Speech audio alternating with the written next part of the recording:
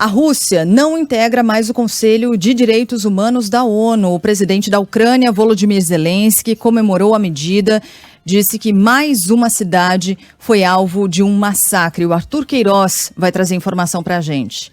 O cenário em Borodianka, ao norte de Kiev, é pior que o de Bucha, onde centenas de corpos foram encontrados no fim de semana. A afirmação é do presidente Volodymyr Zelensky. Ele disse que o Kremlin segue agindo com a mesma crueldade em diversas regiões da Ucrânia.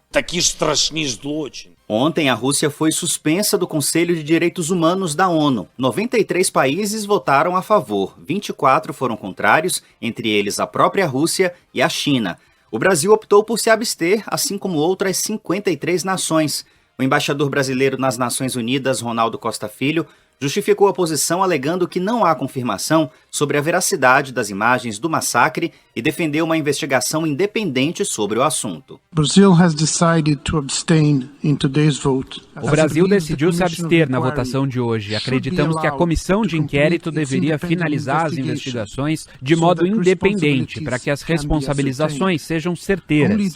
A Rússia era membro permanente do Conselho de Direitos Humanos da ONU desde 2006. Para o professor adjunto do Departamento de Relações Internacionais da Universidade Estadual do Rio de Janeiro, Maurício Santoro, a suspensão da Rússia é uma forte resposta e tem grande efeito político. Qual é a importância para a Rússia de estar no Conselho de Direitos Humanos? Porque ela pode, dessa maneira, ajudar uma série de aliados, países, por exemplo, como a Síria, como o Belarus, que também enfrentam muitas discussões envolvendo violações de direitos humanos, comportamentos autoritários de seus países, né? Então essa exclusão da Rússia diminui a capacidade dela de influenciar as negociações globais de direitos humanos.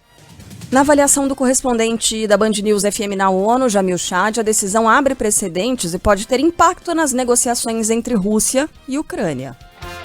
Eventualmente nós teremos aí nos próximos anos, de repente, algum país sugerindo a expulsão dos Estados Unidos, por exemplo, do Conselho de Direitos Humanos, caso os americanos façam algum tipo de invasão, algum ataque contra algum outro país. Poderia me dizer, mas isso acontece? Bom, nos últimos 20 anos aconteceu várias vezes. Afeganistão, Iraque. Então fica a pergunta, da próxima vez que isso acontecer, haverá algum tipo de mobilização internacional para a expulsão dos Estados Unidos?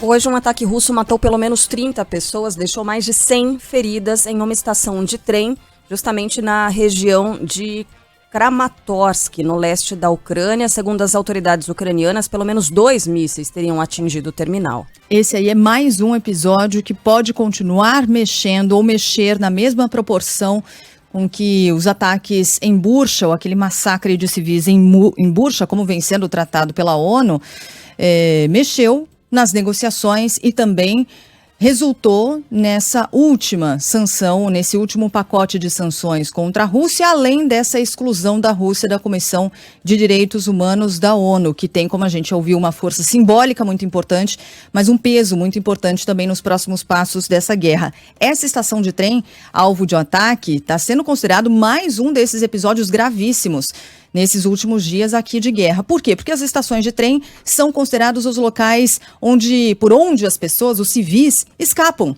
Que é por onde há corredores humanitários, inclusive, que é por onde as pessoas precisam se deslocar, que é por onde elas vão deixar as suas cidades para tentar sair do país ou deixar aquela cidade em direção a uma outra um pouco mais segura. Então isso já está repercutindo muito.